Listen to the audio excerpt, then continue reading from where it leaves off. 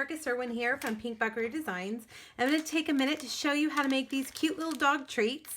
As I've told you before, I have some craft sales in October, and I like to make lots of different treats. And there's always people with their dogs out at this particular dog fair, so I thought this would be really cute. It also would make a nice gift for those people maybe who don't have kids.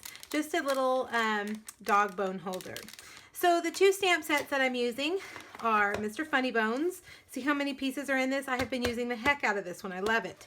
As well as Ghoulish Grunge. I'm going to use this one right here. This is great. I think this set also would be good throughout the year too. I've seen this one used as for an Eskimo, for an igloo, and the netting is great. And so is that one. So they're really, really good sets for the whole year.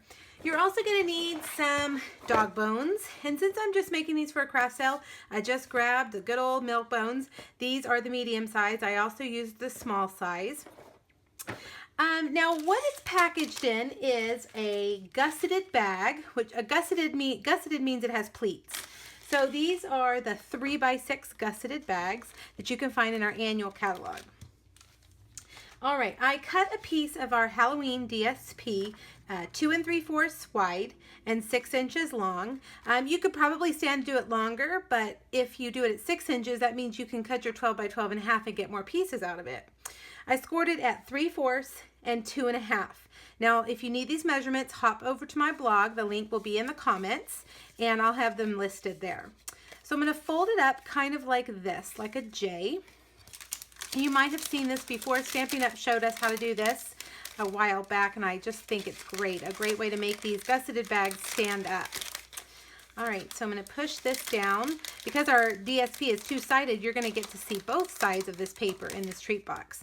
Now, I like to just take some good old tape, and once I have my paper in there, I like to just fold that pleat down so that it really will be flat, like that. All right, so now let me get the milk bones, and I use 6 of these medium milk bones. Of course, you could use whatever dog treat you prefer. We don't give our dogs too many treats like this because they will just eat them non-stop. My dogs have discovered I have these in my office, and they have been visiting me quite a bunch lately. So put them in there, and then you're going to just kind of fold those pleats in. And I folded this part back like that so it would be pretty on the front. I'm going to take one of our gold binder clips and hold it closed for just a minute while I make the tag. Now I'm going to use pumpkin pie, just a scrap of pumpkin pie and some pumpkin pie ink. And I'm going to stamp this net a couple of times, kind of overlapping a little bit like that, just so that I can get the full image in my punch. Now I am using this beautiful artisan label punch, and I'm going to punch it right there. I hope that's what this one's called. I believe it's called Artisan Label. Deco Label, maybe. I'll have it listed, guys. You know me, I can never remember the names when it comes time for the video. I've also cut a piece of DSP that is 3 inches by 1/2 inch, and I cut a V on one side. So I'm just going to adhere that with my Fast Fuse. I like to use Fast Fuse on 3D projects because it's really going to keep them together. It's not going to fall apart. You can trust it to stay together.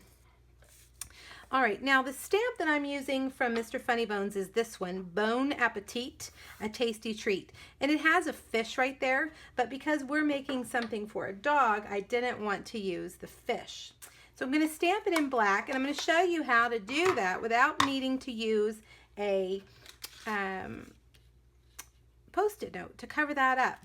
Because it's completely clear, you can just on the edge of your ink pad see exactly where you're inking.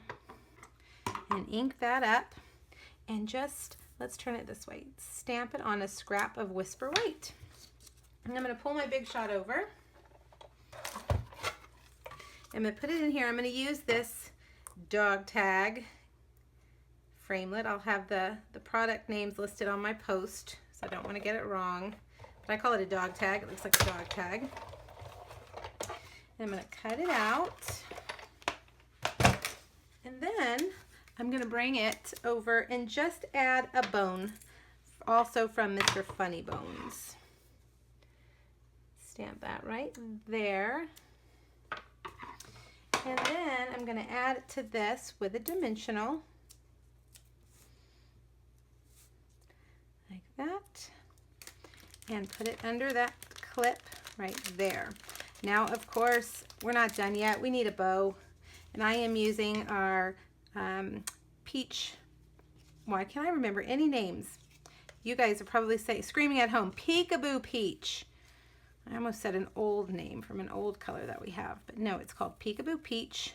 It's a great light orange. Let's clip that and clip that at an angle. And then I don't tie my bows onto my embellishments. That takes too long. I just use a good old glue dot to put it right there. And there you have it, a cute little treat for a dog. I will probably charge between $3 and $4. I need to really price it out, but I think $3 and $4 is a reasonable price for these. Those of you that ask if you're having craft sales and you want to make these for your craft sale.